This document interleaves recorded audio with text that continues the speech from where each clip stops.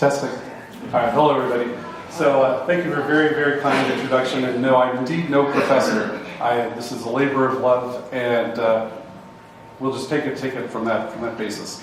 I want to tell you also that, like a steam engine, I run hot. So you're going to see me sweating all through this. It doesn't matter if there's air conditioning or not. That's just how I am. So be advised. All right, so let's go. Good morning, ladies and gentlemen. Let's get right to it. I'm here to tell a story, or stories, or the best stories, about an extraordinary railroad which not only ran through Butte County, but that started from and existed because of Chico. It was built, privately financed, let's see, hopefully there we go, that's in rhythm, electric railway, powered entirely by hydroelectricity. It started in 1906 with big celebrations here and Oroville, later Gridley, Live Oak, Yuba City, and Marysville, down the line all the way to Sacramento, with branches to our Hamilton City, Woodland, Colusa, elsewhere. The plans were colossal. They were transformative. This is a picture of the network at its full maturity. And just to be clear, this part here would come later. This is the part we're going to be talking about. This doesn't even show the full scope of the plans. Those are pretty exciting. It wasn't just for our city or county, but the entire Sacramento Valley. It did compete with the big coal-powered rail companies. In its early days, it received some hard economic knocks, but it soldiered on and hit bankruptcy. It made it through that. It eventually became the mighty Sacramento Northern, our country's longest electric interurban main line. Some say the longest in the world. Still got to check that one out. It did run electric freight and gourmet dining car electric passenger service from Chico through Sacramento, first to the Oakland Mall, then direct into San Francisco at the end. The interurban age fading, the automobile age in force, long-distance passenger service finally ended on Halloween Day in 1941. Local Chico trolley service lasted through 1947. Electric freight ended in 1965. Oops, we're kind of getting ahead of ourselves, aren't we? Sorry about that. With this, I am a neophyte. Oh. Sorry, I'm in trouble here. Is anyone a PowerPoint guru? Okay, it seems like it's still okay. There we go. Thanks. Hopefully that will be the last of it. All right. So that has to do with the bankruptcy. That's a bridge that they went and built right around the time they were going bankrupt. They were just continuing on with the plan.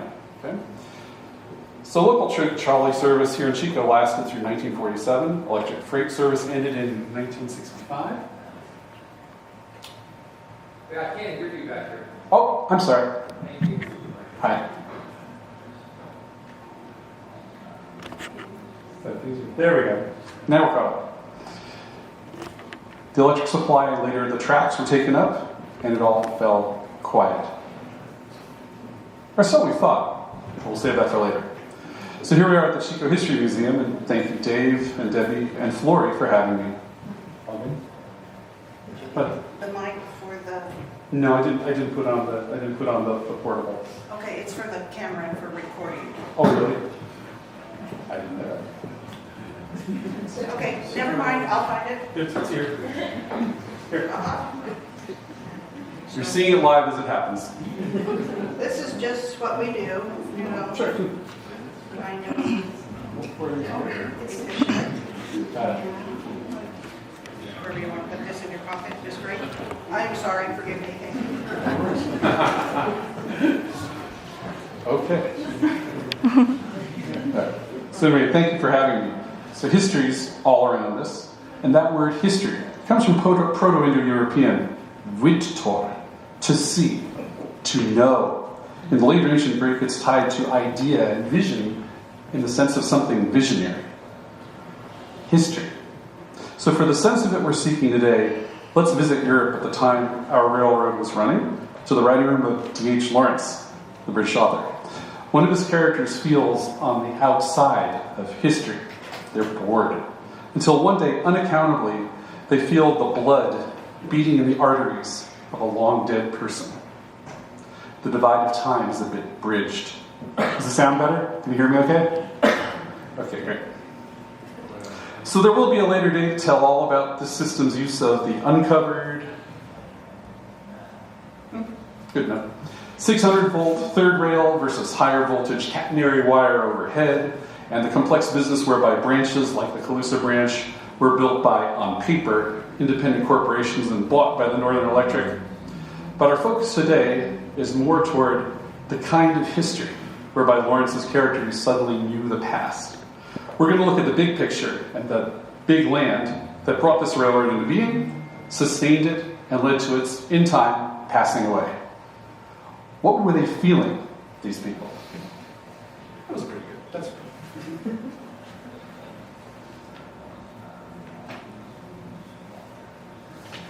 Who were they? What were their thoughts? We should get to know, again, the people involved. The planners, the employees, the riders, the bankruptcy administrator, one of my personal heroes, and others. You know what, really? What they wanted to do, the stories at the centers of their times, and what remains of all they did. As to me and why I stand up in front of you, I have to confess that Chico and Thermalito, let's see what comes up today. Oh, that's exciting. It's going to be a little bit postmodern. You know, the talk and the images are going to be a little bit disconnected.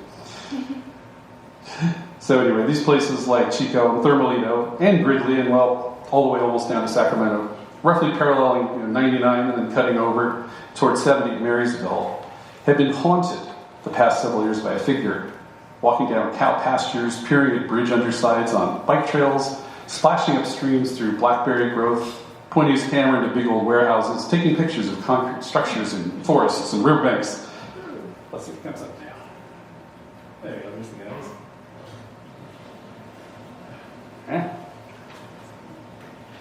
That Cross River Road, by the way, that was the Hamilton Bridge. So I looked at peculiar alignments of dry grass and rocks and trees and picked up stuff. That and took hundreds of pictures in the 90 miles or so down to Sacramento. And I learned that Butte, Yuba, and Sutter counties, and some other ones, are full of physical remains. One of the most interesting electric railroads ever. The traces of history are all around us. So that's going to be part of it today.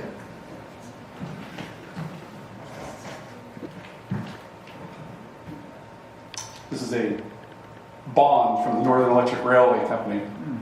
Actual original one, and this will play an important part of the story.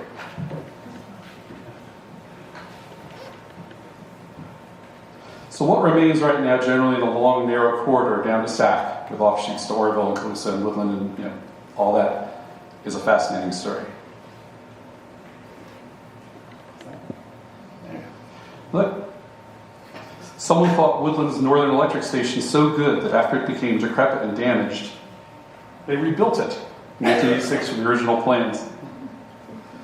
It was by mentioning the many physical remnants that first piqued Dave's interest, and together we set the overall direction of the telling of this particular part of Chico and Butte County and Northern California history. He and the museum have left the rest to me, so buck stops here. So one postscript, Dave, where I couldn't have known when we first talked, was that the Northern Electric story taking a fascinating turn toward life again in the next few years. We'll talk about that too. With all that said, before we get to Diamond Match and the old Butte County Railroad, our story begins 20 million years ago. Extensive volcanic activity, right, lays the literal foundation of our valley and the Sierra Nevadas. About 10 million years ago, our geological plate thinned out kind of by bottom heating, by pre-existing plates, begins to tilt down in the west and up in the east. Okay? The Sierras rear up thousands of feet into cooler, thinner air. 2.5 million years ago, glaciers push down and excavate our beloved valleys. And so the setup is complete. Moist sea air comes in past the coastal range, too short to intercept it, and passes high over the valley. It hits the slopes of the Sierra Nevada and Cascade Ranges east of the foothills, deposits enormous amounts of snow and torrential rains. Water runs down, and in the foothills, almost the peaks, quietly grow vast forests in the almost perfect conditions. There's some forests. So there's the setting. Now for the parents, somewhat literally, a match company and an electric company. In 1902, Diamond Match built its Sterling City lumber mill, fed by logging railroads snaking all around the hills.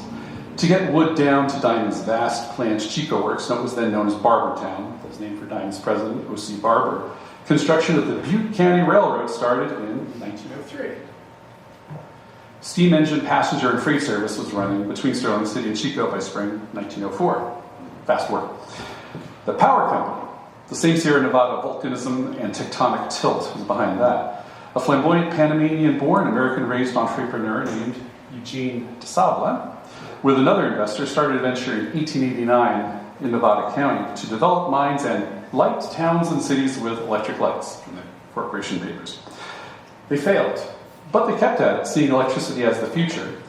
And with the addition of DeSable's fellow Yuba River gold miner, John Martin, and an heir to the Colgate fortune, they opened a hydroelectric plant near Nevada City in February 1896. That wasn't California's first, but it was within 2 or 3 years of a pioneer installation in San Bernardino County. So DeSable and Martin saw that reliable electric service, there's his dam there in their house, required networks. And before long, the little Nevada County Electric Power Company became the Bay Cities Power Company, which became the California Electric Company, which became the California Gas and Electric Company, which became, in fall 1905, the Pacific Gas and Electric Company. I will abstain from present-day comment. No PG employees intended to offend here. With this and all around it, some of the world's richest farmland in the alluvial plains of our Sacramento Valley, the Diamond Match factory went to a well-known several decades career in the setting of a somewhat utopian corporate town. Diamond Match not only had a large tract with ahead of its time social facilities for workers, they built workers' houses in Chico. To get employees between factory, home, and downtown, they built a street trolley, which opened on New Year's Day 1905 and was powered and operated from the Diamond property. We might mention that one of the investors in the Chico Electric Railway was Eugene DeSable. Sometime between that New Year's and a late spring day that year in a mansion in Piedmont in the Oakland Hills, a man had an idea. And this is the first of the striking personalities that we'll meet. Henry Augustus Butters. He was born in 1850 on the East Coast. He came to California as a young teen. He had early jobs in publishing and life insurance. Then in 1878, he went to the booming silver town of Leadville, Colorado. With its needs for lighting, venting, water pumping, and the ever-present moving heavy loads out of the earth and on their way to smelters, which quickly became electric too, there was a natural connection between mining, electricity, and railroads the world over. Butters' success in Colorado was such that by 1890, he was working alongside Cecil Rhodes, British mining entrepreneur, founder of Rhodesia, railway visionary, and Butters built the first electric streetcar system. Let's take a look at Cecil. First electric streetcar system in Cape Town, South Africa. That done, his mature life course was set. He was wealthy, he was living in fine houses and hotels. That's one of the ones he actually stayed at. He got kidnapped in South Africa for a very heavy ransom. And in the 1890s, he built the inaugural electric tramways in cities in Switzerland, Portugal, England, Chile, and I've completed the circle toward home. He bought for $12 million back then the Mexico City electric tram system.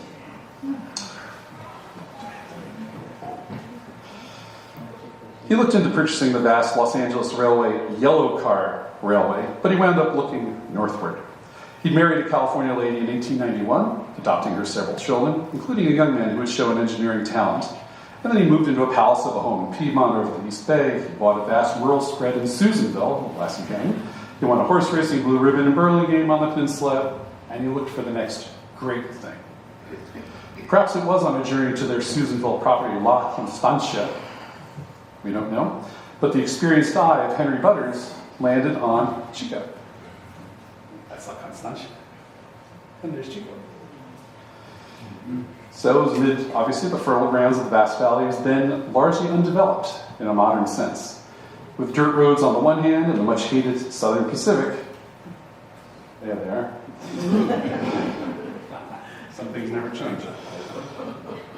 On the other, to move a growing volume of agricultural produce to Sacramento for shipment downriver, even to the Oakland wharves, he had an idea. America was in the depths of the interurban age. Midwest agricultural states in particular saw a huge growth in trackage. By 1900, the country had more than 2,100 miles, mostly Midwest and California. Jumping ahead to its crest, by 1915, there would be 15,500 miles of track in the United States. And 10 years later, Indianapolis's interurban terminal would schedule 500 electric trains in and out daily. They carried 7 million passengers per year. Electric and urban railroading would, at its height, be our country's 5th largest industry. But in 1904 or 05, a couple of decades before, it took a visionary eye to look at the dusty valley roads and the steam railroad with rates everyone complained about and envision. But that was Henry Butters' stock and trade. With fellow investors, he incorporated the Northern Electric Company in Nevada. Note the company name at this point doesn't give away a railway intent. We can trace boards of directors and other corporate features at a later time, but suffice to say that some names by 1906 at beginning, E.R. Lilienthal, Louis Schloss, again Eugene de Sable, we will meet again. The active investors, Henry Augustus Butters, first among them, put their own cash up for the project, such that construction began in Oroville in October 1905. The Diamond Match Trolley, formerly the Chico Electric Railway, was acquired in late 1905. By late 1906, rails on the Oroville line made it to the Northern Electric's own new covered bridge. Let me just pause for a moment. This is one of the most interesting structures I've ever seen, and I assure you this is really what it looked like. It's something out of a surrealist movie. But it was a covered bridge and it made sense, and you can see there was kind of an immensely long trestle over at the other, so over at the other end, and we're looking toward Oroville here from the Thermalito shore. So that's over the Feather River, and that's what is now Riverbend Park over in Oroville. In March 1906, 250 acres in Chico at Park and 20th were bought for the headquarters, repair and storage yards, and train movement control center, all known as Mulberry. 250 acres. Construction was so rapid that on April 11th, 1906, 6 months after work's beginning, Mr. Butters and other officials boarded a fine interurban passenger car with strong motors in its wheels, built by the leading manufacturer of the time, Niles Car and Manufacturing Company of Ohio, and were able in electric high-speed comfort to ride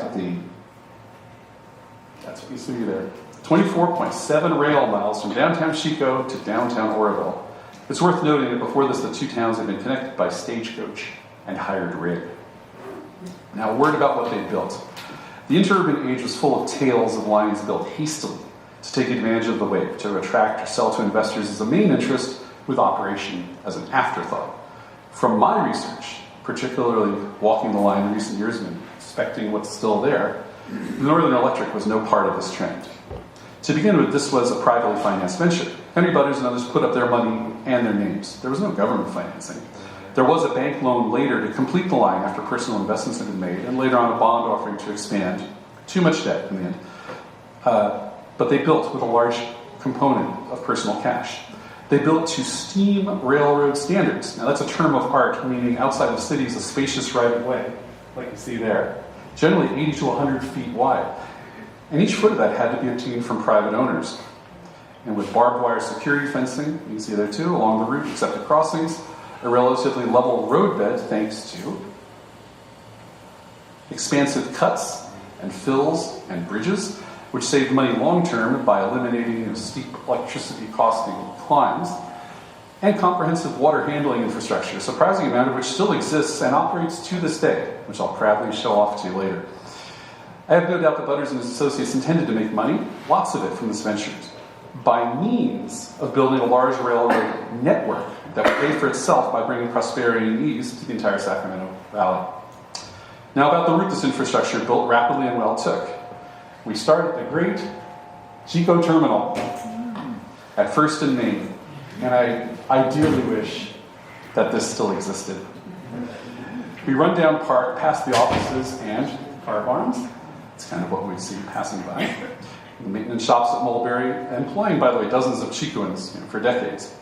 Then out onto a private right-of-way into the orchards and farms along what we now call Midway, through long sections of country running out to the station at Durham. Best available picture. After some more orchard miles, the right-of-way goes southish into what's now rice fields, and as we cross into Thermalito and the Campbell Hills vicinity, cattle pasture. Those two long right-of-way views that you've seen. That's actually Thermalito. That's actually what was right there. Those are not generic. All these pictures are Northern Electric specifically. It's almost inconceivable that it was possible to build high-speed electric rail in a handful of months, but that was the difference between then and now. So now we reach a quite unusual structure in the middle of what was then nowhere out there in Thermalito, so nowhere that the railway gave it its name, Tres Vías. A few years later, the Great Pennsylvania Railroad would build something akin in the deserted New Jersey Meadowlands, Manhattan Transfer. Yes, like the music group that took the name.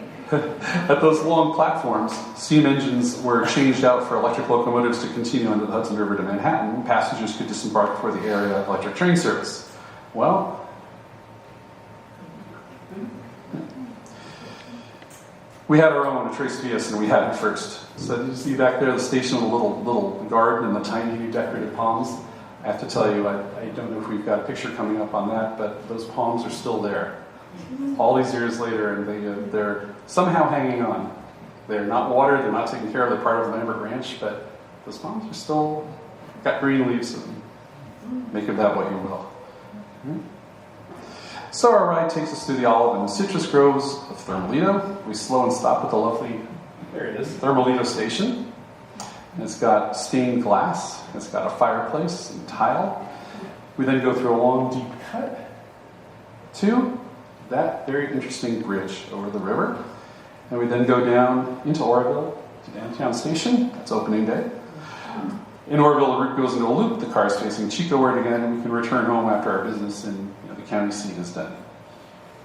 That mid-April 1906 inspection trip with Mr. Butters and others checked out because despite the terrible San Francisco earthquake of April 18th, a grand opening day, there's Chico, was held on April 25th, 1906. So let's take a moment. Chico and Oroville, again, the seat for jury service and business with the county, and shortly a stop on the Western Pacific's Great Feather River project, had previously been reachable by stagecoach, hired rig, your horse, or your own feet. Suddenly, we're on steel rails on a well-graded, largely level route in cars capable of going 60 miles an hour on those rural flats you just saw. 60 miles an hour for a lot of the route. That's an enormous advance. There it is. Henry Butters was typically all in, and shortly the Chico Weekly Enterprise noted that the worldly empire builder had bought an expansive home, Los Nogales, in Chico, just outside of city limits. He didn't give up his Piedmont house, but he bought one here too. There's very little about this property. It bears further research. But by that year, he was entertaining investors and others in Chico, having Bay Area people right and left come up, including PG&E's John Martin. And for his part, also, Butters' adopted son, J. Paulding Edwards, who'd become the railroad's electrical and mechanical engineer in fall 1911, bought one of the villa lots along Big Chico Creek from the Annie E.K. Bidwell Land Company. Edwards would, for years after, list Los Nogales and Chico, whatever it was, as one of his 2 home addresses in a Bay Area high society contacts book. So, cars began to fly between Chico and Oroville. That's as best as we can figure out Oroville. There may be opening day. On rails and ties and ballast and embankments and cuts and fills and bridges, all built to steam standards, powered by hydroelectricity from our hills. At Tres Vías, though, we'll see that again. There had been from the beginning a switch at the end after the Oroville line. That's that one. Oroville's that way. Here's the main line. Let's give it an ugly picture. Here's the main line coming down, and you're just going to continue south here, and you're just at that point stopped. Continued the main line's great southward run past the Campbell Hills and down this third way. A great deal of work began between Tres Vías and Sacramento, such that on July 20th, 1907, the first car from the capital arrived in Marysville. As electrical supply was still being put in, a steam locomotive did the honors. So the Northern Electric, in a theme we will see again, became a hybrid electric and steam passenger railroad. September 7, 1907, 2 years and 2 months from incorporation date, an electrified main line Railroad built to high standards, powered entirely by purchased Sierra Nevada dam juice. From Chico to Sacramento was celebrated as complete. But even this, 90.5 miles of mainline rail, wasn't the end for Chico. In late October of that year, we'll see this bridge again, a first branch of 11.25 miles opened with service from Chico to J.B. Hamilton's sugar beet factory, then north to the popular Shotover Inn in the company town of Hamilton. That River Road bridge, built on pontoons, was where the line crossed the Sacramento River. See our guys there? So not only was Chico the northern terminus of a substantial line with a beautiful station, not only did we have a huge rail yard, maintenance shops, headquarters, Chico has an almost totally forgotten history that we built locomotives. With the Northern Electric, we have an unappreciated career as a place of the heaviest industry, including one of the most interesting electric units I've ever known. I've known a few. To open these stories, we're going to have to meet a person worthy of the line and cars and engines that he built. Henry Butters' adoptive son, J. Paulding Edwards. J was Joseph, but he went by the initial.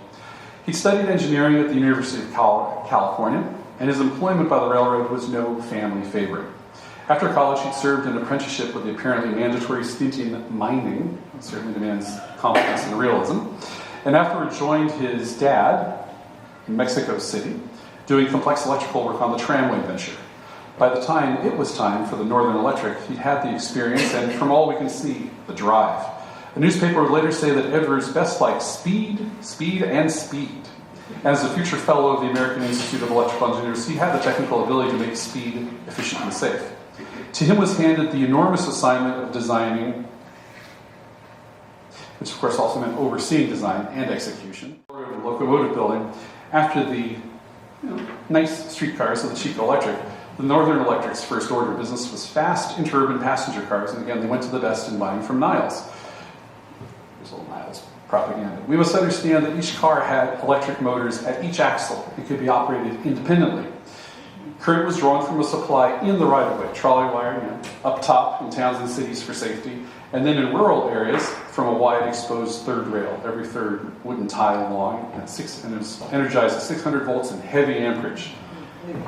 Each car controlled by a classic motorman up front and able to couple with other cars and be run as a multiple unit train by that same motorman. So after making Niles richer, J. Paulding Edwards and the electrical and mechanical departments in Chico decided to do it themselves. They home-built motorized cars, inspired, shall we say, by the top-notch products that Niles had provided. There's their guys. That's actually what they're doing. They're building a, shall we say, reverse engineered copy with improvements of the Niles car there. It's being built in Chico. They were, by the way, really beautiful. They had fine woods, all kinds of different woods, not all of them just from Diamond Match, and stained glass and the works. And they kept going from 1906 to the late 1930s. Again, very well made. So the Northern Electric was by no means a passenger-only freight operation. And in years to come, those in the know would breathe a quick thank goodness that the rail and ballast and bridges were built for freight service too. Other interurbans were not planned so well, and the lack of provision for freight work would contribute to a number of lifespans shorter than our railroad here. That's on purpose. We now come to something that I want Chico to own in its historical memory and never let go, because it is as forgotten as it is intriguing to the rail fan as it is to their and our credit. It's really one of the main reasons I had for coming to you today. So I want to present the Northern Electric's fully Chico-built, one-of-a-kind electric locomotive, the 1010, known by the guys who built it and branded as the Beast. It was designed by Paulding Edwards here. It was built from the wheels up using the finest Westinghouse and General Electric parts, ordered and delivered by Chicoans here in Chico. And I think it's kind of beautiful. It was said of Henry Butters that he was somewhat of a showman, and that was true too of his adoptive son. When the Beast took to the rails here for tests in March 1911, the Northern Electric was as well. Coming on a story about this locomotive while checking old newspapers about the NE convinced me that there was something extraordinary about this railroad, because we read in the Marysville Appeal in late March 1911, the Mulberry Shop boys were building what was probably the largest electric locomotive in the world. Now, it wasn't. As a loyal fan of the Northern Electric and a lover of Chico, I sympathize. It would be awesome if it were true. I love their ambition, and showmanship is good sometimes. There was no internet then. They might have believed it. And the story doesn't end there. So for a minute, we're going to look into details gnarled enough to make the wonkiest rail fan happy. Anyone's out there is a real rail fan, this part's for you. It's not as an end in themselves, though. So you get a bead on what Mr. Edwards and the Mulberry Shopmen intended and what they accomplished with that. Okay, so first to take down the exaggerations. The literature on early years of United States railroad electrification alone, leaving aside that in Europe, shows that the 1010, at the time of its unveiling, at 53 feet was not the largest in the United States, understood as the longest. The Pennsylvania Railroad home-built dozens of electric DD1 models starting in 1909 at almost 65 feet long. At 82 tons, not the largest in the United States, understood as heaviest. The New York, New Haven, and Hartford EP1s, delivered by Baldwin Westinghouse starting in 1905, they were 93 tons. Okay. At 870 horsepower with forced air blowers on, the 1010 was not the most powerful. The Pennsylvania engine you just saw had 1,580 horses, and the New Haven had 1,420. Okay. At top passenger timetable of 60 miles an hour, no evidence it was fastest. The New Haven topped out at 80 miles an hour, and the Pennsy at 85. So in the western United States, there were American Locomotive Company units built for the Great Northern Railway in 1909 to haul trains with steam locomotives attached through Washington State's Cascade Tunnel to intolerable heat and fumes. At 104 tons and 1,500 horsepower, they had an operating speed of a bit under 16 miles an hour. So the last, and apparently the most directly comparable, Western U.S. electric locomotive is the rather lightly documented suite of Spokane and Inland Empire Railroad engines, 100 tons, 1,200 horsepower, built by Westinghouse, which ran on the flats from Spokane out through the Palouse grasslands to Coeur d'Alene and Moscow, Idaho, delivered in 1906. So these, as far as I could tell from research in U.S. heavy iron and electric and urban history, were the only peers to the beast when it was inaugurated. So it wasn't the fastest, it wasn't the heaviest, it wasn't the fastest or most powerful or the longest. The 1010 was not a world or nation or region record holder when it comes to single bare numbers. What was it, aside from the excellence of it having been built in Chico, there at Park and 20th? Well, I have found that it was, in its complete set of attributes, extraordinary. And in my review of the literature, certainly the United States, possibly the world, innovative in a couple of very special ways. First off, looking in solely at the U.S., only the Pennsylvania and the Northern Electric dared to build electric locomotives in their own shops. That was usually the prerogative of the biggest roads with very big cash flow pockets who could afford experiments. But the NE was up for an experiment. Next, all those were of the kind of the square box cab type with cabs and controls on both ends. Only the New Haven and the Spokane Inland Empire units were standalone. They were unitized body locomotives, which generally would be the wave of the future. The rest were semi-permanently coupled dual units. So it's really kind of like joining two locomotives in one. They were actually semi-independent. They really could have been run, a little bit of work could have been run independently. The Great Northerns were not technically independent, but they were always run 3 or 4 at a time.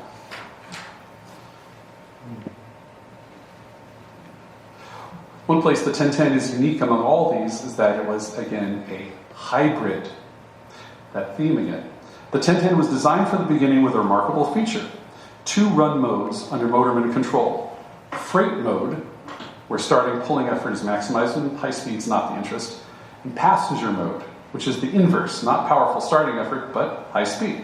By the way, it's not known what the NE's plans were for a fast passenger locomotive, since most of their cars were motorized. Maybe they foresaw truly long-distance passenger service eventually. Anyway, it also occasioned industry comment that some of the electrical controls had kind of a newfangled quality because they were push button. Yeah. The 1010 was unique in another way. And we got to be cautious because detailed plans and interior photos and the locomotives themselves were not always preserved, and unfortunately, the 1010 did not survive. But the number comparisons are unfair because the 1010 was not only a locomotive. The theme of experimental hybridism continues. Edwards and the Mulberry Boys had the idea of pushing by design all the driving motors and ventilation fans and control apparatus and whatnot down to the level of the wheels. They were completely outside of the cab. Usually engines were just kind of the motorman or whoever was crammed up in the front, and everything. There was rotary converters if it was AC, or there's all kinds of apparatus there, but there was just nothing there. So if we could be transported back inside the 1010, we wouldn't be crowded by transformers and equipment and the like. We would find clear space, end to end, like a long baggage car, but with motorman's controls on either end. And the open space was used to transport all kinds of things. The 1010 proved itself in passenger and freight service, and indeed served on at least one branch as an opening day ornament. So I just got a couple of photos that I want to look at with you without too much unnecessary comment. I really love that one. It was probably a test run or something. It's a fairly decently long freight line. Don't know what was being carried there, but I like seeing it in action, if it was posed. It said that sometimes ladies like a beast, so there you go. There we go. There it is on the day that it was rolled out of the shops, and that's all the people who built it and designed it. Whatnot. Right here in the white hat, there's J. Paulding Edwards. Fortunately, I probably could figure out eventually, but I don't know the names of anybody else there, but it'd be nice to really learn about their careers, even the folks who did the most basic things, and kind of see how long they stayed and that sort of thing, like what role it played in kind of the long-term economy of Chico. Okay. So the Beast operated in its original form until 1930, when it was deemed too large, and rather than scrapping, the Sacramento Northern, successor railroad, practiced the art of recycling. It was cut down. Is that it? No? Wrong? Okay. Here we go. That's better. It was cut to a 38-foot freight engine with express passenger function, retired, and it served until 1954. 43 years in service, continuous. It was scrapped, and there's nothing left but plans and pictures and maybe some memories. But this is Chico's freshest, oldest claim to fame. Let's see what else we got. I will continue the research on the 1010, and we're helped here by engineer Edwards. He wrote a very thorough technical paper on the 1010 for the Electric Railway Journal. It contains specifications good enough to rebuild by, if we so choose ever. So if any Henry Butters are out there looking for a tax deduction, talk to me afterwards. More seriously, we learn a lot about Edwards and the Northern Electric from his paper, and I will be reprinting it and giving a copy to the museum. But let me highlight just one point that I just savor. There he is. The 1010 was built up from heavy steel I-beams, and one would think that you lay your I-beam so, and then for the surface maybe a steel plate on top and maybe some wood perpendicular to the I-beam. But Edwards specifies double flooring of tongue and grooves, probably nice wood from Diamond Match, with quieting felt in between, and with the wood just gently offset, just a little bit from the perpendicular to the beam, so that the weight is kind of transported down at an angle and kind of avoids linear stress. It's a fine point, but it's typical of the care that we saw. Also, the paper dwells quite lovingly on how the locomotive was painted. So there it is, and there. Anyway, imagine that picture of the locomotive with all the guys. There they are on graduation day. The company had a number of other electric locomotives, of course, and some bought ready-made. Some also built in Chico, including a baby sister of the 1010. By comparison, really a tiny. It was 37 feet long, but the 1010 was the star, like its builder. So there's a long 1910 engineering profile of the line for the Journal of Electricity, Power, and Gas, and Edwards doubtless assisted. And they noted the use of portable, movable on the rails substations. Those were used before. They weren't invented here, but they were cutting edge and typical of the line's problem-solving flexibility. A 1907 industry publication held that these movable substations were at the highest voltage of any in the world, 60,000 volts AC. And those two were Chico built. So Mr. Edwards remained with the Northern Electric for a decade, and with bankruptcy came the necessary house cleaning. He was retained as consulting engineer for a while and would be in the newspapers starting the next few years building race cars, then motorboat races, and one of his held the world speed record at 45 miles an hour back then. Then there were hydroplanes that he designed and built. His tie to Chico endured. Not only did he keep living here years after Henry Butters' sudden death at the age of 58 in 1908, and not only did he buy one of the Bidwell lots on Big Chicker Creek, he purchased the 600-acre-plus Rowe Ranch near Honeycutt and with other Northern Electric officials started a firm to sell thermalito, olive, and citrus properties. Okay? These men believed in the area and what they were doing, and they put their money, so to speak, where their work was. It's time to move on, but there's more I want to say about Mr. Edwards. Carefully. We who look into history see the rise and fall, and sometimes rise again, of ventures and ideas and lives. I wish I could tell you that he lived a joyful life and went on to ever higher achievements to the end. I can't. Let the agonies of the past abide for now. Our present age is hooked on the quick stimulus. So let me just say that after the Northern Electric, something progressively went off for him. Whether it was the road's eventual bankruptcy about 6 years after his dad died, with his mom dying less than 8 months later. After the railroad, news reports of new business plans with a bright, spectacular quality. Then a little after, until the next one. He came up with great ideas, and sometimes they hit. He offered 152 3- and 4-seater electric carts for visitors to the 1915 San Francisco Panama Pacific International Exposition. He made a fortune quickly. He leaped on the possibilities of aviation, building planes and establishing San Carlos's airfield on the peninsula. He urgently maintained that flyers had to be trained because the future war would be in the air. Visionary. In his success, he promoted the oceanside amusement pavilions of Seal Beach Dam in Orange County. But apart from this last, nothing took hold. A few years later, newspaper story told of a man who came into one town, I think it was in Colorado, and he was elected president of the Chamber of Commerce almost immediately on force of personality and charisma alone. And their ventures started. The misunderstandings that bills had to be paid before he did something with the receipts. Now I say all this only because there's a poignant confirmation of how much Chico and the Northern Electric had meant to him. Just have to say, in my non-professional judgment, he had an untreated progressive mental illness, probably in the manic neighborhood. And in reading through more than 800 newspaper accounts of him, I don't see that he was bad or trying to be bad. I think that inside him, he was still a man of great ability and ambition, but he couldn't fully contact the outside world to make his visions real. So it was in 1927, the newspapers all through our valley, including Chico, reported that a man was at the airfields with exciting plans for a network of airplanes, coming soon to Chico and elsewhere. Nothing came of it. It was only a vision, but it was a good vision.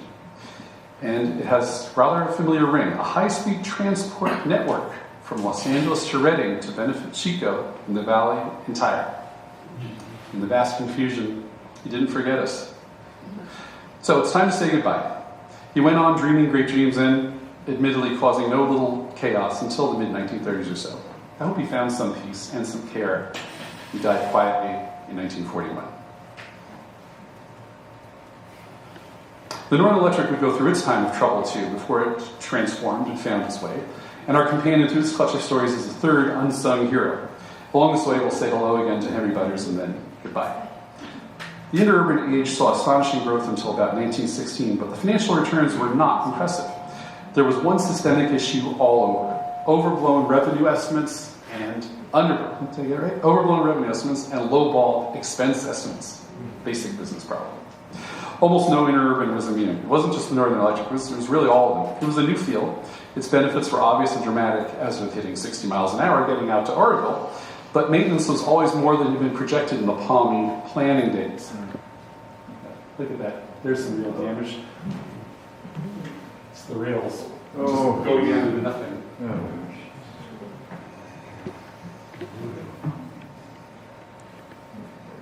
The Northern Electric, for all its innovation, was straight down the main line there. Our blessed and blessing alluvial plains meant a great deal of water down from the mountains and hills, less controlled than now. And the railroad had a horrifying number of washouts starting early on, even before the line to Sacramento was finished.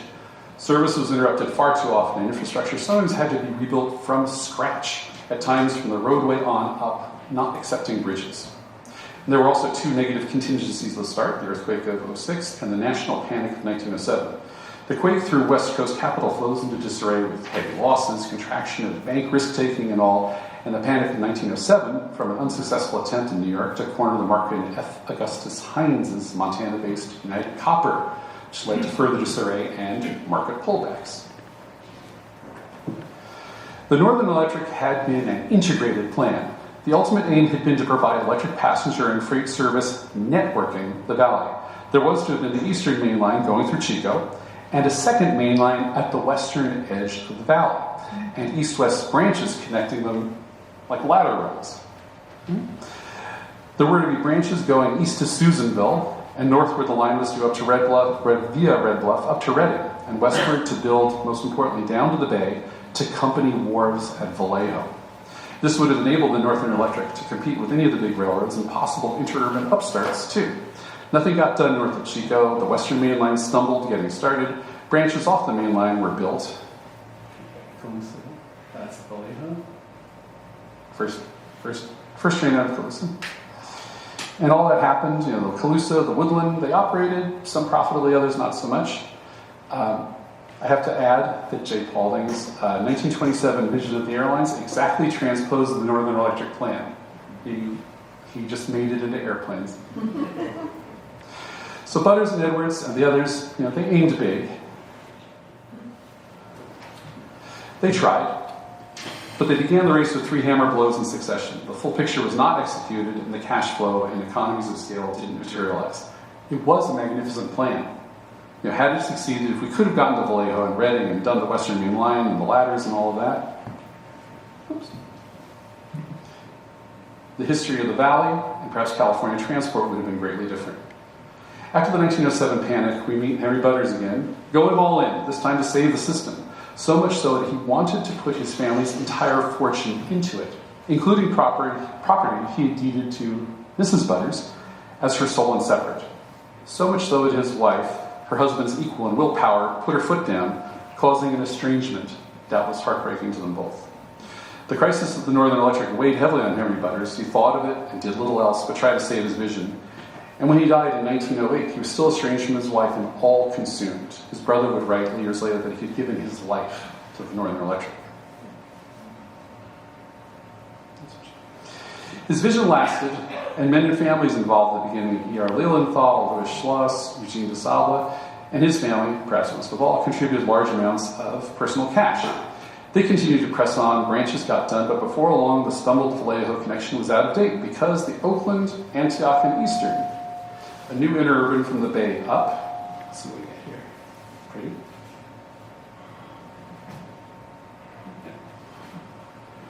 With a very steep grade going into the Oakland Hills, and finally a 3,700-foot tunnel right through the Oakland Hills and then to Sacramento, came first and beat their action. It was too much. Maintenance on the Northern Electric began to fail. This, by the way, is the Chico Electric wreck. I couldn't find one on the Northern, so sorry, Chico Electric. Competitors noticed that the Northern Electric was messing up. Disorganization delays set in. Whether Henry Butters, with his resources, internal and external, could have stopped it, we don't know. But the Northern Electric was on its knees and about to go down. In October 1914, one of the major creditors, the company from whom the NE had bought Signal, asked that a bankruptcy receiver be appointed. And mercifully and inevitably it was done. Reports are written analyzing the condition and work of the system, both of which matters do not make pleasant reading. Trains continued running, schedules were published in the newspapers, same as ever, but with years of deferred maintenance, the system was close to the physical point of no return. We come now to the bankruptcy administrator, John P. Coughlin. Here he is with his wife decades later. It's the only portrait of him I've been able to find. A PG&E attorney before, after, and during.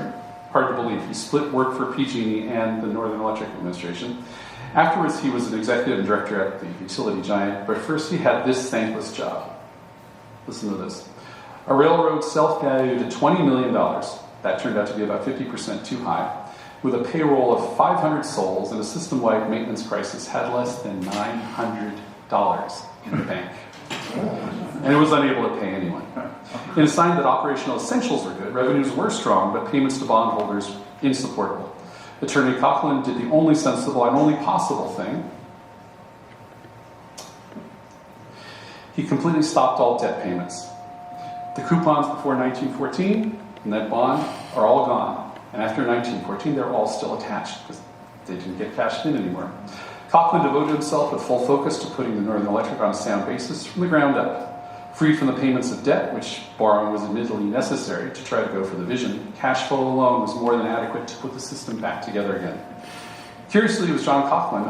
I didn't know his name then. Not the spectacular Henry Butters or J. Paulding Edwards, but a blue-blood, well-placed, somewhat self-effacing bohemian club guy and well-respected attorney who was my entree into the Northern Electric's deeper history. It's a little personalia here. In the depths of COVID times, in a response to my family, and I looked for things to do in the outdoors. Years before I'd heard that there had been an electric interurban out of Chico, I had no idea where it went to, but I was a rail fan from kidhood and had a long love of electric interurbans. I grew up near one, an old right-of-way, and I learned all about that. So my wife and I went around in 2009 to see the rails still in a road in Gridley, east of 99 and the Orchards. On both sides, just orchards. There was no embankment, no right-of-way, nothing. There was no visible history, just rails, up here, and then orchards down there. It was haunting. It was a bit surreal. We moved away. We had kids. We moved back. That's a very Chico story. Come COVID times, remembering that haunting bit of rail with nothing beside, decided to trace the route of the old electric interurban line. And here's where we begin some pictures of the present remnants, because I started to see something curious. Early on, I and our eldest daughter, Annika, she was just 4 and she called herself an electric rail fan, found a series of intact bridge abutments. Out there, by the way, this is an angle that you'll see going across the field. If you look up property lines, this is that's not too easy to see. It kind of goes at this angle, like that. That's the old right-of-way. Okay, so it's on maps. So right in that area, actually, right here, west side of 99, we found a series of intact bridge abutments on the Gold Run Canal, just west of where the right-of-way crosses 99. There's Annika and there's the abutments. Yeah, out there in the field, water running all over it. So much was intact. This is infrastructure that's not been maintained for many, many decades, just with water and sun pouring at it, water going along its foundations constantly. It looked ready for business if you put the wooden bridge members atop. Later tracing the line, I found more, many more. I did not know the timeline then, so my story to myself was that the railroad had just succeeded, and with these dates that I started seeing on these bridges of 1915 and 1916 and 1917, I knew the line had been built in 05, so why the later dates? I figured the railroad had succeeded and just kind of replaced their starter bridges. Anyway, I started exploring the remnants and the tales together to find out what had been and what remains. See, there's one of those dates that mystified me. Does that look familiar? Yeah. That's the remains of that very surreal bridge that went over the Feather River. It's still there. So the extraordinary bridge from Morrill to Thermalita, and those huge abutments are there and almost unchanged, and their feet in the river to this day. The remnants and tales informed each other, not especially systematically, but on weekends, late afternoons, I began driving out, walking, talking to property owners, and usually getting permission. And it was parked in odd places and hiked into underbrush and all that. And I found that for a railroad with just brilliant plans, but a troubled beginning, squeezed by floodwaters and money troubles and the advent of cars and trucks and buses, it really was well built. The cuts and fills, even little bridges for cow passage. That one's from 1928 in Thermalito. In one case, a pile of wooden ties in Thermalito, probably dumped in the 1930s. Believe it or not, a Northern Electric warehouse or two, still in existence. We're in astonishingly good shape. Another warehouse there. We have Mr. Butters, Mr. Edwards, and Mr. Coughlin, and the hundreds of people who worked for the firm and the contractors who helped build it at the start, to thank.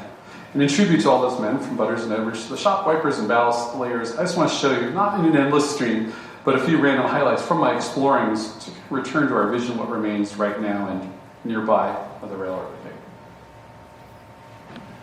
That is still intact, and that's the Northern Electric Bridge between Marysville and Yuba City. It's now a walking trail that you can take, but I really love it. It's got the Northern Electric, and it's got their logo there up top. I kind of think of it as a combination of a compass with the 4 directions and a 4-leaf clover. Nobody actually knows where they got it from. That's my hypothesis. That's the underside of that bridge built all those decades ago, and I can say that it is strikingly modern to my eyes. I would not think that thing had been built a decade ago. I don't have the exact date of construction, but it's quite possible this was the original construction. If so, that needs some engineering research because that is way ahead of its time. There's one of our numbers there. It got so that I found so many of these, I felt like I started to recognize that person's handwriting. The style, seriously, the house style became familiar. That's the underside of the Marysville Bridge. Still really, really quite beautiful shape.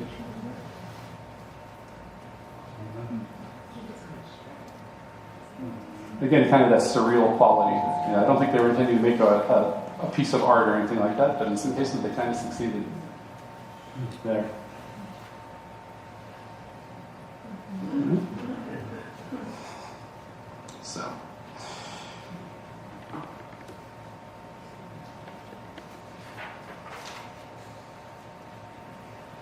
This is in Live Oak. They've got a walking trail, and they've paid honor to the Northern Electric there along the old right-of-way. There's a lot more of the success story to be told. Anyway, those bridge dates weren't from happy success, unfortunately, but they were from a man doing what had to be done superlatively. The solution to the bridge dates mystery was Mr. Coughlin. And his sure hand. He built new concrete bridges, he repaired rails, creditors were prioritized, and in time handled. After several years of receivership and endless negotiating among all the different classes of creditors, the Northern Electric emerged from bankruptcy as the Sacramento Northern, on an Australian foundation, continued successfully. Coughlin's decisions were so rational and so fair that at the end he was thanked by everyone in a bankruptcy proceeding, even the people who took significant losses. He was by acclamation the first person offered presidency of the new company, and he declined and returned discreetly as always to his career at PG&E. Henry Butters, J. Paulding Edwards, and John P. Coughlin. 3 intriguing men and 3 types of men, each with a role to play. So, I would say that the Northern Electric and the Sacramento Northern succeeded. Sacramento Northern was bought by one of its esteemed competitors, the Western Pacific. It's a Feather River fame in 1922. Continued as the Sacramento Northern, not the Western Pacific, for tariff regulation reasons. In 1928, the Oakland, Antioch, and Eastern, whose fast work had helped doom our line, was under its new name, bought by the Western Pacific also, and they were fused. The 2 former competitors became one, Sacramento Northern, and that record we're setting mainline trackage from Chico to Oakland, and finally, in this last few years, over the Bay Bridge into San Francisco directly. All right, now forward to 2023. The old rails and the roads, the culverts, the right-of-way cuts, and the fills and abutments, they're sitting quietly in our valley sun, mostly amid our dry golden grass. But the last few months, the news has a brilliant, innovative idea, probably from Sacramento. There should be high-speed electric rail service from Chico to Sacramento. What crazy person would think of that? Anyway, I agree. The North Valley Rail Project proposes to electrify the existing Union Pacific line south from Chico. And that's the right choice. The Northern Electric's right-of-way isn't suitable for reconstruction, even if we're in the cards. Parts of it have been sold off. There's a house on Stanford Lane in Durham, smack on the right-of-way before it hits the hills. There'd be immense infrastructure upgrades, even if the route were cleared. The embankments and such were also all single track, so it makes complete sense that the existing modernized railway be used. However, if you look at apps like Acre Value or things like that show you kind of the property ownership of lots, if you find them on the map and want to see who owns something, you see the former right-of-way as it goes out from Stanford Lane, say across the fields through the Sonery Farms property. I got chased off there by a guy who didn't believe I was looking at railroads. He said, "There's never been any railroad back there." He thought I was stealing crops. I swear, I didn't take an avocado. I didn't do a thing. If you click on that long corridor for ownership of the various parcels, down at that angle that you saw there, going down through Thermalito, it says over and over and over again, Union Pacific Railroad. A strip 80 to 100 feet wide, perhaps, from Stanford out to Nelson Avenue in Thermalito, and that's where it goes to Langford Ranch ownership. And then further south, past the Thermalito, after that gobbled up miles of the old right-of-way, there's still more land held in the title, quietly, of the Union Pacific Railroad. So though deeply quiescent, UP is held onto a lot of right-of-way. I find this interesting. And I'm going to be contacting the Union Pacific, and you may expect an update one way or another. I'm going to propose to the Union Pacific, just a proposal, that they donate for a write-off, or on very good terms, sell some of this right-of-way for a potential thing, employing the right-of-way and a reconstructed little ways of the main line of the Northern Electric. Maybe to Tres Leos and back, if Lambert Ranchell has it. Who knows? It's strictly blue sky, but maybe you could go further in decades future.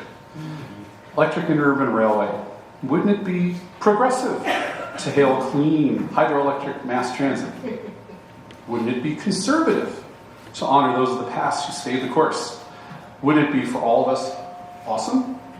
I'm not sure it can be, but as kind of in the Northern Electric spirit, I'm going to try, and maybe we'll see a beast or two along the lines once again. Not just in closing notes.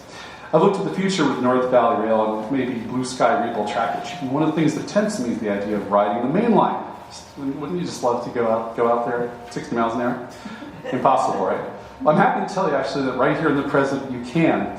A group of forward-looking rail fans walked 20 miles of Sacramento Northern Railway down south in 1990 from the UP and created there the Western Railway Museum, where they have cars and engines from the Sacramento Northern days and the Northern Electric's Chico built top-of-the-line parlor car Bidwell, christened with water by Annie Bidwell herself.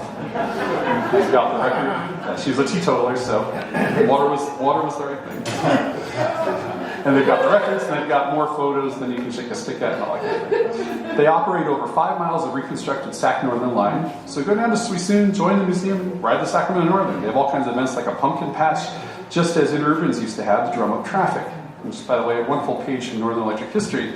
For Christmas 1913, the railroad was perhaps the first entity in the world to hold an event for the wonder and delight of young kiddies, where Santa arrived by airplane. I have the feeling J. Paulding Edwards is probably up to that. With his big frame, maybe he was Santa himself, I don't know. So I haven't found any pictures of that happening down in West Sacramento yet. So anyway, also, some of you know on the side of the Mulberry Shops are not only businesses and some light industry, but a unique tribute to our railroad history in the form of Mulberry Station Pizza, brewery. It's set up as a tribute to the Chico Trolley, the Sacramento Northern, and the Northern Electric. The pizza's terrific. You can go up and sip their third rail ale and watch their tribute train setting go along. They have the whole Chico set up there with the car barns and everything. You just ask them, they'll turn the train set on for you. They're bona fide fans. And I've asked them to reserve the place for April 25th, 2026, the 120th anniversary of the Chico Run, and they have enthusiastically agreed. So I want to tell particularly anyone who might now be bit a little bit by the Northern Electric bug, that such is the nature of this line that almost 120 years after incorporation has its very own active Facebook fan group. Sacramento Northern lives. They maybe decorously took out their actual title. It's got 2 exclamation marks at the end. They're very enthusiastic. 863 members, a number of devoted fans, actively posting to this day, trying to figure out some of the mysteries and share delights new and old. So if you like, join and participate. Okay, let's close up now. It's with the internet that I'm going to end. That's Chico, and that's one of my favorite pictures. There's just something very mysterious about that one. I am, as you might expect, a devoted member of that Facebook group and have posted my photographs of discoveries down the line. One day after I'd shared photos of a bridge, one that is best endured that I found along the whole line. Its wooden members are intact, it looks ready for traffic, it dripped with creosote in the summer sun. An older gentleman wrote that he remembered going over that bridge as crew member on the light diesel freight service toward the end. A younger gentleman spoke up, saying his family owned property right by that bridge, and as a boy, he used to stand by there, and in the way of boys for several centuries of summers now, wave to the men on the train. After a brief further exchange, they realized that they used to see and wave to each other. And they went off privately to talk about the old days. The future, the present, the past, they are all around us. I've shown you some interesting aspects of the vision behind and the essence realized of the Northern Electric. Hail to you, you beautiful plan and exciting reality. There's no telling the future, but we haven't heard the last of you. Thank you, ladies and gentlemen. Questions now? And anyone interested in that, we can look at lots more pictures.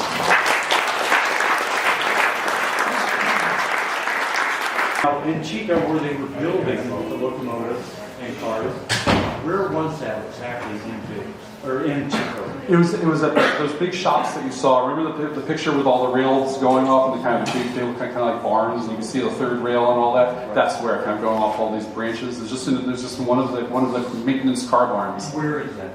That's on Park and 20th. So it's right. Have you ever been to Mulberry Station or driven past it?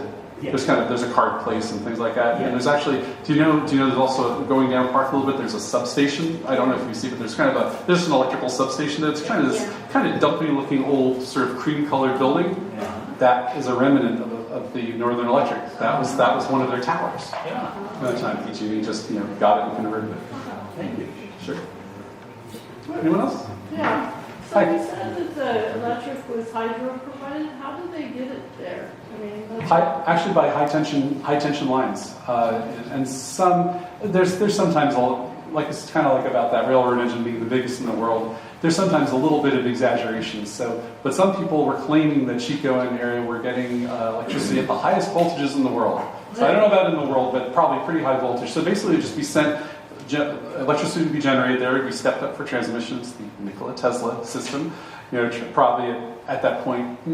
60,000 would have been a good voltage, probably between 25 and 60,000 volts, and just brought down here for suburban distribution. So they from like the Feather River down? Yes, Feather. There was Feather River. Yeah, there were. At first, there were a bunch of small ones, and also because it was distributed at high voltage, you could go a long distance. Okay. You didn't have a lot of losses, unlike the third rail. That's a whole other thing we may talk about another day, but the Sacramento Northern's decision to use the third rail, and it was dangerous. There were some injuries and even fatalities. Thank you. It was pretty common back in the era for the railroads, interurbans, to provide school specials. They would bring kids from outlying areas to the schools. Did Chico Electric or Northern Electric do that? I'm not aware of any per se. I've never heard of it. They did that kind of thing. They sponsored trolley leagues and probably like all kinds of kid events. Go here and there in Sacramento Valley to pick flowers and stuff. But I've never heard of that particularly. That'd be interesting to learn. And I'll look it up. Anyone else? When did freight service start, and what kind of traffic did they move when they started the line? Started in 1906. They had freight locomotives like basically right away. They assisted partly with the construction and all.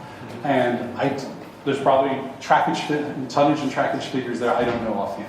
I know that it was fairly significant. There were some years, looking at the financials, there were some years when freight was more and passenger was less, and then reverse. The passenger was always pretty strong. It's another way the Northern Electric and Sac Northern were a little different. Like the passenger traffic never just dwindled down to nothing. It just eventually got to be not enough. But the freight did last longer. And then the Sacramento Northern kind of disappeared very slowly. It's kind of like branches were sort of chopped off in little bits, and eventually it got funny and isolated, and it wasn't really a main line after a while. That kind of things, but very slow. Sir? My dad claimed that the Sacramento Northern would get you from Chico to San Francisco faster than Amtrak today. Is that not true? They were famous for being pretty much on the timetable, except when they were going through the really bad times. And you could get to especially when it was Sac Northern and running just direct, you could get there in about 5.5 hours, probably less, between 5 and 5.5. Yes. And none of the traffic delays. So when did they start? When did the bridge or the cartoonists get built and the ferry stop being used? Well, that would be separate from the Transbay, right? But let's see, 1938.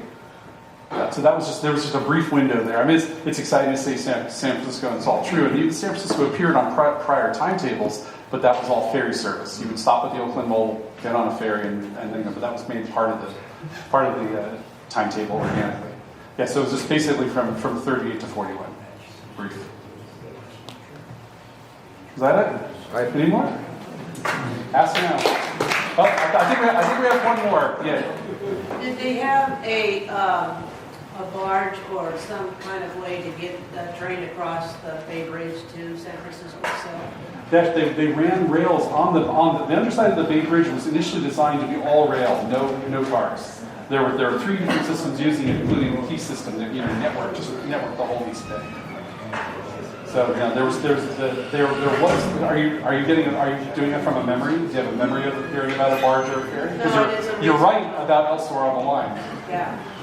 I did some research and it said you could actually go to San Francisco on a train and across the bay, it didn't have all the bridges that they do now. It would, as far as the Sacramento Northern and the railroads that I know about, it would have been a transfer just getting on. And just by the way, I've been handed some printouts. I've got a couple of printouts of articles by our friend Paul D. Edwards there on different things, including, and I've just been handed an article that they were able to print out for me on the Beast. So anybody who's interested in the Beast, you read about it here, and here's a big portrait of the Northern Electric, and there's other miscellaneous stuff over there too. Is that it? Thank you very much.